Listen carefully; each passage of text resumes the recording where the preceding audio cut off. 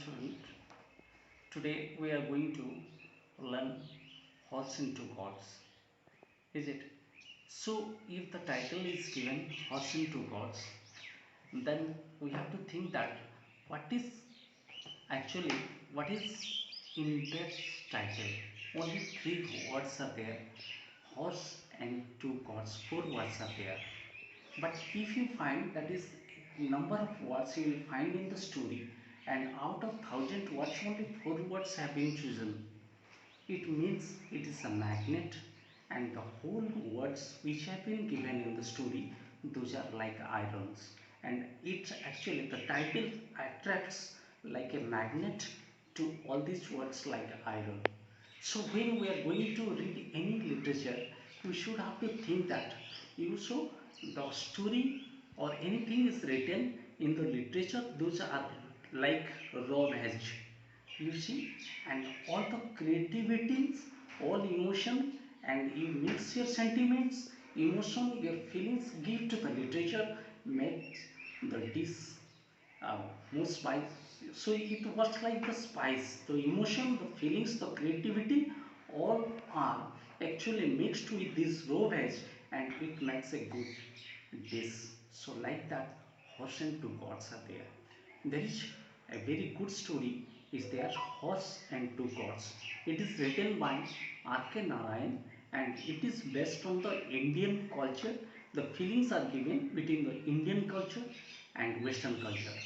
The feelings of Eastern culture and Western culture you will find in Horse and Two Gods. Horse is there is a statue of a horse in a village. At the edge of the village there was a statue of a horse, and what happened, there is an Indian who belongs to, means you can say a South Indian man is there whose name is Muni. He has only two gods, and there is a statue of a horse at the edge of their village. You will find that in this story, why Horse and Two Gods, this title are given by R.K. Narayan. There are three reasons are there. I think if we go into the depth of the story, you will get that Horse and Two Gods, Horse and Two Gods is, is an appropriate title. Horse means it is there is a statue of a horse, and two gods, there are two gods which is possessed by Muni. So that's why this is first feelings are coming, that's why the title is given Horse and Two Gods. Second feelings, that is horse, it runs faster than the gods. So it belongs to Western, because the Western countries are always run faster than the Eastern countries. So that's why the there are two characters are there. An American is there and Indian is there. And the American desires to take the statue, and the Indian ones who is actually living with two gods. So you can see that is horse runs faster than the gods. So as Western countries run faster than the Eastern countries, that's why the it has been given. The R.K. Narayan is thinking that this must be an appropriate title. If you go to the third option for this title, then you will find that there is a materialism and humanism. Two you will. Materialism, you see, there is a statue of a horse. There is a statue of a horse, and there are two gods who are actually two gods.